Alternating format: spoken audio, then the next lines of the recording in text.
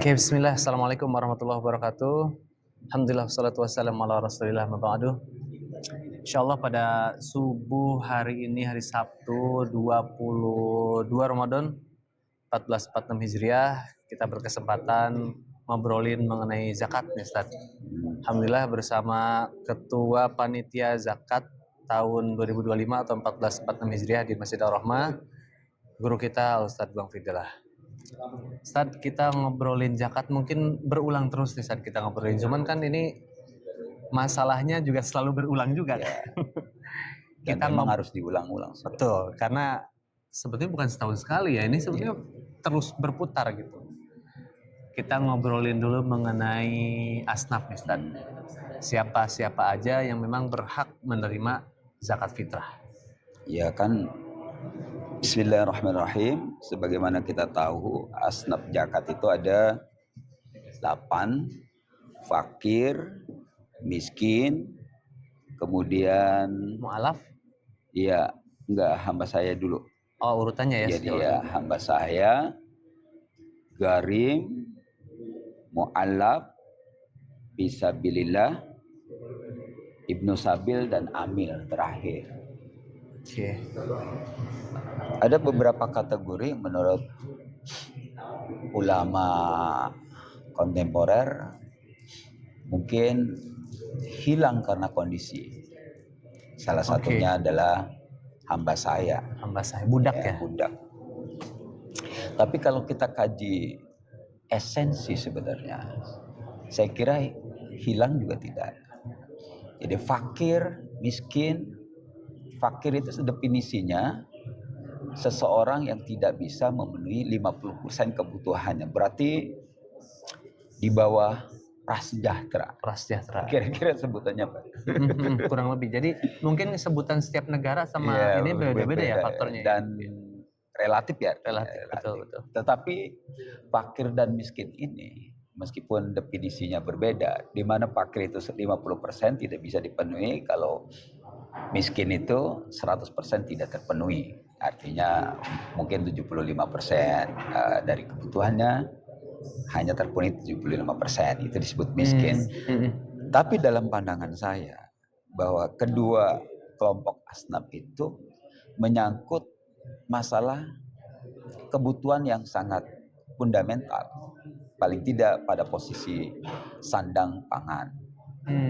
Perut dan tempat tinggal berarti ya. Sandang pangan dan papan lah ya itu. Jadi kebutuhan fundamental ini. Dan ini kondisinya sangat jelas. Masih banyak orang kelaparan. Andai tidak kelaparan, masih banyak orang yang tidak bisa memakai sandang yang sebagaimana layaknya. Andai bisa memakai sandang, sangat banyak orang yang tidak memiliki rumah. Itu kan menjadi perhatian buat kita. Dan zakat itu sebenarnya mungkin sesungguhnya bisa menjadi solusi, asal dengan syarat tadi ya, nanti kita ketemu syaratnya. Jadi fakir dan miskin. Kedua, hamba saya. Hamba saya mungkin secara faktual, definisi klasik mungkin sudah tidak ada. Tapi definisi kontemporer, di mana seseorang bekerja yang tidak bisa melepaskan diri akibat sesuatu, itu bisa menjadi hamba saya. Ustaz, ada istilah kekinian nih Ustaz. Coba apa tuh? Budak korporat. Budak korporat. Contoh adalah mereka yang belenggu oleh perjanjian kerja di luar negeri. Jadi buruh-buruh migran yang tidak terlindungi mungkin bisa masuk kategori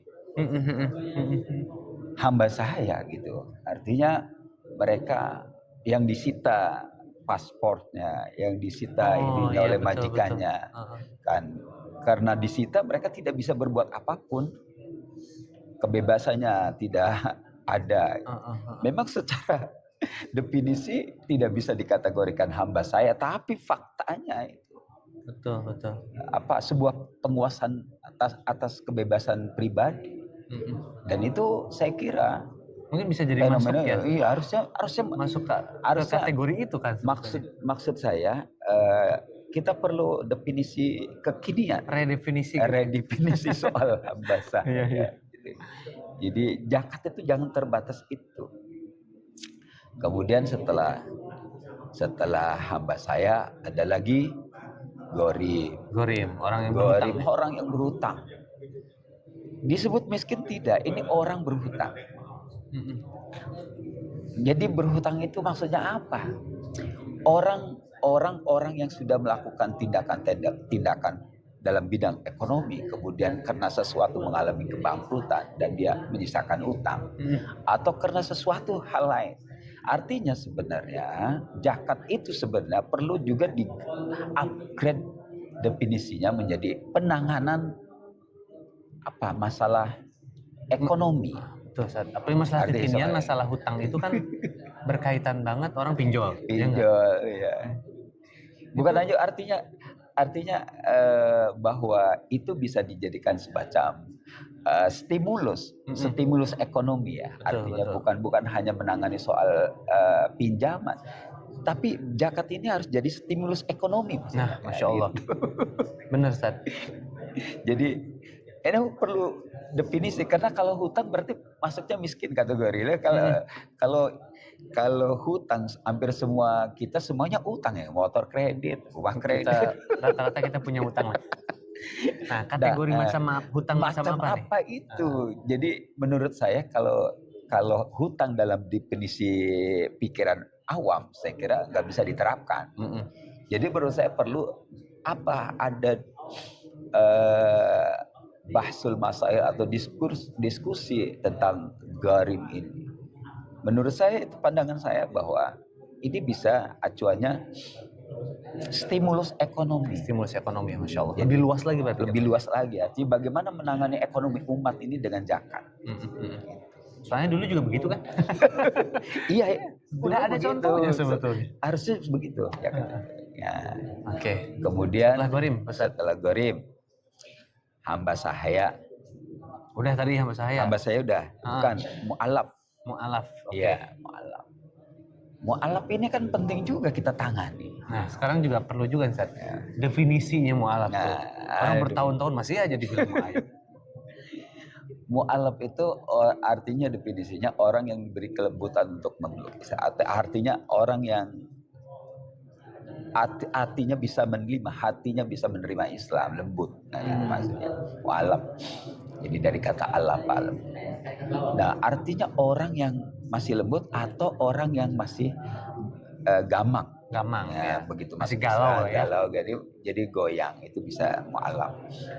Nah, ini dengan zakat. Ini perlu penanganan.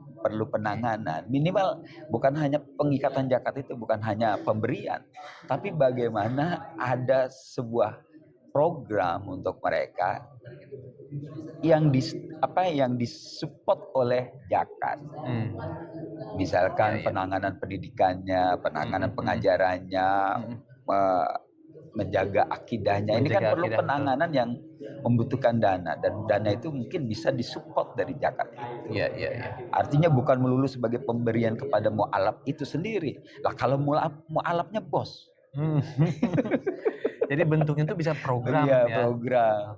Kalau mu'alafnya bos ya mustahil kita kasih kasih zakat, seberapa besar zakat kita. Kayak kemarin Ustaz, ada orang baru masuk Islam, mungkin Ustaz pernah tahu Bobon Santoso. Iya. Orang kaya kan. Itu dikasih duit sama ibu-ibu ketika dia syahadat gitu. Tapi ya diterima aja penghargaan. Setelah mu'alaf Ustaz. Jadi bentuk program yang harus ditangani oleh lembaga lah, ya, membutuhkan dana. Kemudian setelah mu'alaf itu ada namanya fisabilillah. Nah, fisabilillah itu definisi awalnya adalah orang yang berperang, berjihad di jalan Allah. Dan kebanyakan fikih klasik itu memang mempertahankan itu. Tapi kemudian fisabilillah itu oleh ulama kita diredefinisi sebagai orang-orang yang bertindak di jalan Allah. Artinya untuk kemaslahatan di jalan Allah itu bukan hanya melulu soal ibadah, tapi kemaslahatan Umat. bersama umat. Karena ada penerapan zakat diberikan kepada penjaga perbatasan. Oke, penjaga Artinya perbatasan. ya, artinya Iya. tidak mesti untuk berkaitan dengan ibadah gitu. Jadi penjaga perbatasan, atau kalau kita sebut orang-orang yang menjaga kemaslahatan bersama. Oke. Contoh penjaga keamanan. Oke. Cuma catatannya, meskipun definisi awalnya adalah orang yang berjihad yang tidak dibayar. Itu artinya meskipun kita bisa melebarkan definisinya, tapi ini definisi syarat keduanya itu ada, yaitu mereka sukarelawan. Relawan. Relawan. Oke. Relawan. Jadi orang-orang yang memang digaji. Jadi kalau tentara sudah dibayar, polisi sudah ada gajinya, gaji itu udah nggak masuk. Iya. Jadi siapapun yang bekerja secara relawan gitu, artinya untuk kemaslahatan bersama itu bisa dikategorikan gitu. Fisabilillah. Nah, sejak dulu ulama kita ya masuk kategori guru-guru ngaji. Ingat, kalau guru-guru ngaji zaman dahulu tidak matok ya. Tidak matok. Tidak ada kartu iuran. Tidak ada kartu iuran. Jadi kalau sekarang meskipun dia guru ngaji, kalau matok itu perlu definisi ulang. Apakah masuk kategori fisabilillah? Menurut saya tidak. Oke. Ini masih perlu pendalaman ya. Iya, jadi perlu pendalaman. Karena syarat awalnya begitu. Berjuang di jalan Allah yang tidak dibayar. Artinya tanpa dibayar oleh negara. Tanpa gaji lagi. Jadi artinya ada syarat. Jadi kalaupun ini dilebarkan menjadi guru ngaji dan semua, saya kira setuju saya dilebarkan orang-orang yang bergerak dalam kemaslahatan umat, tapi orang yang tidak dibayar. Tidak dibayar bulanan ya. Tidak dibayar bulanan. Tidak ada perjanjian kerjanya. Tidak ada perjanjian kontrak kerja. Lanjut, satu lagi ya. Ibnu Sabil. Nah, fisabilillah sama Ibnu Sabil mirip bisa. Kayak fakir dan miskin. Iya. Tapi ini berbedanya jauh. Ini Ibnu Sabil itu artinya orang. Definisinya sebenarnya sabil itu artinya perjalanan. Tapi definisi fikih itu adalah orang yang harta bendanya jauh dari dirinya. Itu udah masuk Ibnu Sabil. Yang tidak bisa diakses langsung. Kalau sekarang mau diakses dari sini. Nah itu dia. Kita semua nggak ada duit cash, sekarang duitnya di sini. Susahnya di situ. Jadi apakah kalau lokal itu masuk Ibnu Sabil? Karena kalau bawa HP itu udah aman. Iya. Selama HP ada sinyal, mungkin kalau baterainya mati di saat sinyalnya mati. Jadi semua bisa diakses ya. Semua bisa diakses oleh kita. Dan apakah itu bisa masuk Ibnu Sabil? Cuma maksud saya perlu definisi ulang soal itu. Penanganan ada. Penanganan musafir atau orang-orang ya kayak gelandangan kayak gitu. Jadi orang-orang yang tidak memiliki tempat gitu. Artinya jauh dari akses, bukan hanya sebenarnya ya masuk kategori miskin, tapi maksudnya penanganan orang-orang ini secara spesifik. Bukan soal kalau miskin masih jelas. Ini penanganan orang-orang yang jauh dari akses, gitu kan. Jadi perlu penanganan ini. Mungkin kalau kita jadi daerah wisata mungkin kelihatan. Atau kita berada di suatu kota yang selalu dikunjungi, ini terlihat. Tapi kalau kita di wilayah biasa memang nggak terlihat ini. Tapi bahwa penanganan orang-orang dalam kondisi tanpa akses ini perlu. Oke. Itu kewajiban siapa saja penanganan? Nah itu penanganannya itu siapa nih Bang? Penanganannya itu siapa? Saya kira mungkin kita harus juga membentuk satu badan. Artinya sebenarnya ini ada sebetulnya mungkin masjid juga berperan ya, Sadek? Berperan harusnya gitu kan. Artinya ada kenaikan dalam masalah penanganan khusus kayak mualaf center itu kan penanganan untuk orang-orang yang baru masuk Islam. Jadi harus ada yang menangani secara spesifik, di mana dananya disupport dari zakat. Masya Allah. Gitu kan. Gitu. Luas sebetulnya Ustaz ya? Luas benar. Dari 8 asnaf yang dibahas aja sebetulnya bisa luas banget. Iya. Untuk ke kantong PRSA ini. Ini 8 asnaf ini kalau kita perluas ini menyangkut seluruh aspek sebenarnya, seluruh aspek kehidupan. Seluruh aspek kehidupan, kekinian juga bahkan kan masuk. Cuma kita perlu definisi ulang soal itu. Artinya redefinisinya, bukan soal apanya. Esensinya yang kita ambil, bukan dari terjemahan. Esensinya dari... itu apa gitu. Betul, Ustaz. Oke, kita udah bahas 8 asnaf nih Ustaz. Sekarang kita bahas cara bayar zakat. Amil belum. Oh, amil satu lagi ya? Satu lagi amil. Masya Allah. Oke, amil satu lagi. Memang amil ini kan secara fikih adalah orang yang diangkat oleh negara. Memang dulu zakat itu adalah kewajiban diperintahkan kepada Nabi, dan kemudian Nabi itu sebagai acuan negara ya. Negara. Jadi orang-orang dulu itu menolak zakat itu karena Nabi wafat, karena perintahnya khud. Itu perintah ambil itu kepada Nabi.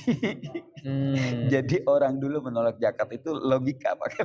Iya, sebenarnya ada pakai ilmu itu. Pakai ilmu dia.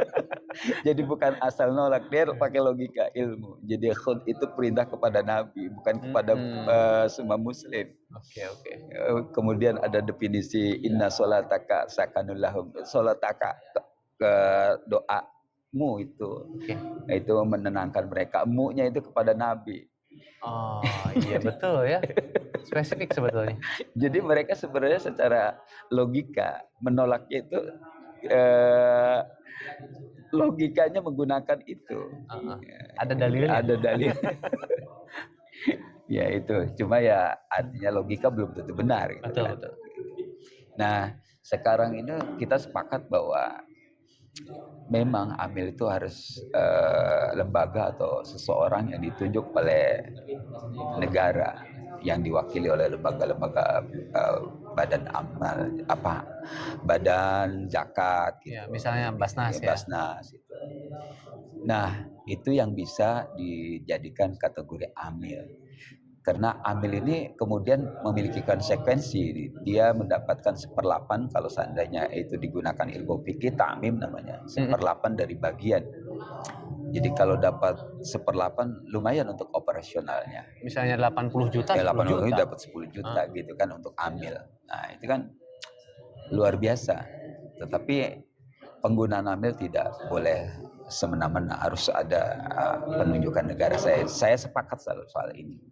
Cuma tidak semua bisa menjangkau ini masalahnya. Maka digunakan petugas zakat. Nah, apakah petugas zakat itu amil? Amil kita sepakat bukan. Tapi apakah petugas zakat boleh menerima atau diambil dari mana bayar? Atau dia harus gratis? Rela ikhlas. Jadinya bisa dibilang. Nah, ini tentu hal-hal lain karena jadi apakah dia perlu dibayar atau tidak? Tentu ini pembahasan yang luas juga. Problemnya apakah ada pekerjaan atau tidak di dalam? Kalau pekerjaan pasti ada. Pekerjaan pasti ada, maka kalau ada pekerjaan maka selayaknya mereka mendapatkan ujroh berdasarkan pekerjaannya. Berdasarkan ruang lingkupnya ya. Iya. Dan keumuman mungkin di wilayah tertentu. Di wilayah tertentu itu artinya nggak bisa diratakan. Gitu ya. Jadi bukan 1/8 berdasarkan dari seperti amil. Seperti amil, dia ujroh pakainya. Oke. Itu asnaf zakat. Oke, 8 ya. 8. Sekarang saat kita masuk ke gimana cara bayar zakat. Sebenarnya sebelum itu ada diskusi terbaru bahwa karena kebanyakan kita fokus pada zakat fitrah. Ya. Akhirnya pertanyaannya, apakah boleh zakat fitrah itu digunakan 8 asnaf ini? Maksudnya? Zakat fitrah itu adalah zakat makanan. Ya. Bukan zakat uang. apakah boleh digunakan pemanfaatannya Disalurkan ke untuk asnaf yang 8 asnaf ini. yang lain. Oke. Jadi ini menurut saya diskusi yang luar biasa artinya. Artinya memang perlu orang-orang diberikan pemahaman. Saya setuju sebenarnya bahwa zakat fitrah tidak boleh disebar kepada asnaf lain. Kecuali asnaf soal perut, fakir dan miskin. Kenapa? Oh, Zakatnya berbentuk makanan iya. awalnya. Mm-mm. Kalau kita Memang- ganti dengan uang itu karena untuk kemudahan. Karena memang awalnya konsep perintah zakat Konsep fitrah perintah itu zakat fitrah itu makanan. makanan, betul. Supaya semua Jadi orang karena makanan maka tidak boleh berkaitan dengan kemampuan orang Iya. untuk membeli. makanan. Artinya dua asnaf ini nih, fakir atau miskin. Bahkan miskin.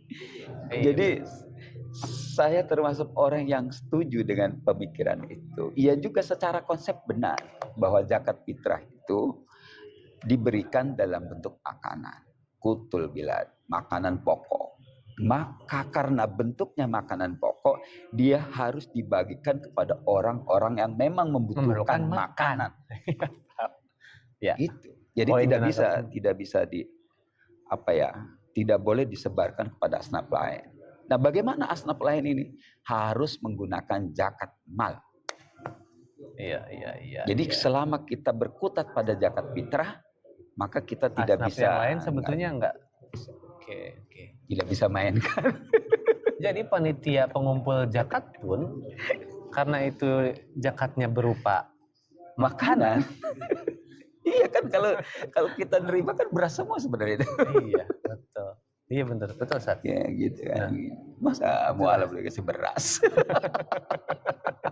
Gorim dikasih beras sekarung itu mobil. Orang butuh duit kok, bukan butuh beras gitu ya.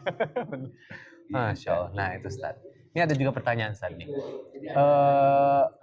Kemarin itu sempat ngobrol. Jadi gini, temen itu untuk membayar zakat itu kan cari asnaf ini kan Ustaz ya. Berdasarkan apa yang tadi fakir atau miskin, berdasarkan makanan. Cuman dia tuh cara bayarnya nih Ustaz yang benar-benar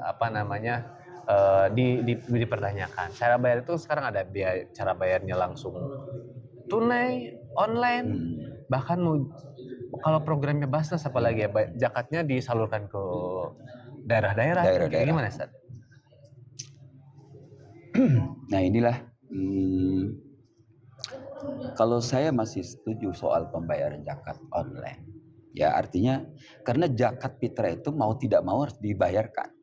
Wajib gitu. Jadi sebenarnya zakat itu khusus untuk niat zakat itu ya cukup niat perorangan aja.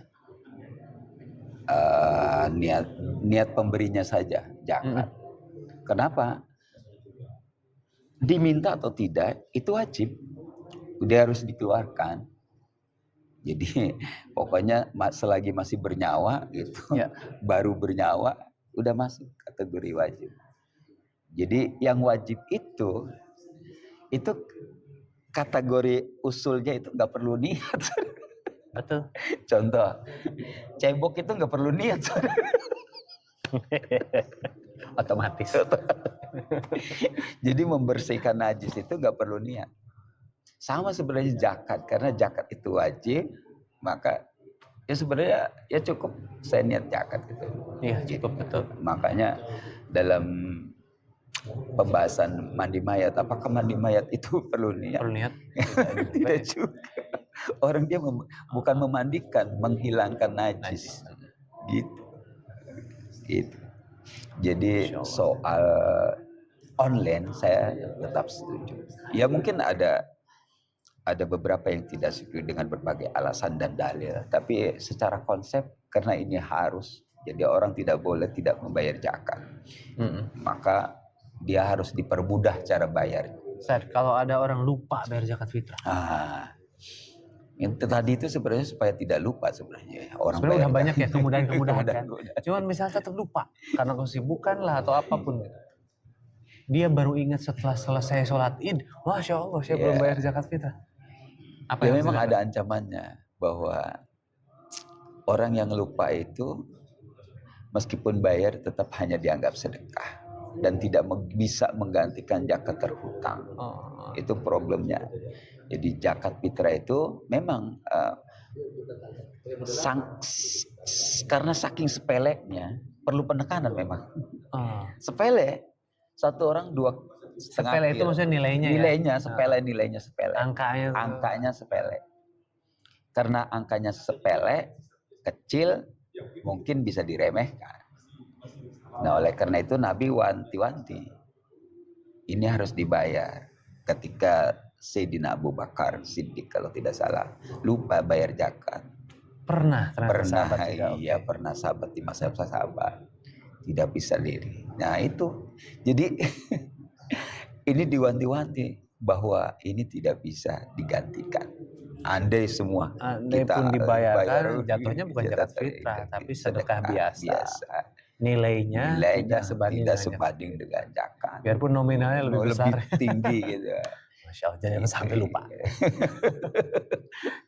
Maka ya kita sebagai panitia zakat punya kewajiban untuk mengingatkan semua untuk bayar zakat. Gitu. Jadi kita orang yang tahu mengingatkan zakat, sudah bayar zakat. Oke, Masya Allah, tabarakallah. Jazakallah khair. Mudah-mudahan diskusi pagi ini bisa sedikit mencerahkan bagi teman-teman yang bingung. Tapi ngomong-ngomong yang online belum ada sih. Itu tantangan memang, tantangan di wilayah kita karena memang mungkin ya tanda kutip baru-baru gitu saat ini pembayaran secara online. Pendataan secara online aja yang dilakukan sama teman-teman di wilayah itu PR banget. Jadi memang masih banyak step yang perlu kita tingkatkan gitu. Ya mungkin. Untuk masuk ke ranah online gitu ternyata. Jadi artinya memang perlu dibangun kesadaran kolektif ya. Betul, kesadaran kolektif. Ya kayak kita sebenarnya bayar pajak itu otomatis jadi tagihan. Harusnya begitu. Jadi zakat itu harus jadi tagihan. Dan memang awalnya perintahnya tagihan itu bukan pembayaran. Gitu. Betul. Jadi jangan sampai ada pikir zakat itu pembayaran, tagihan ya. Tagihan memang harus dibayar.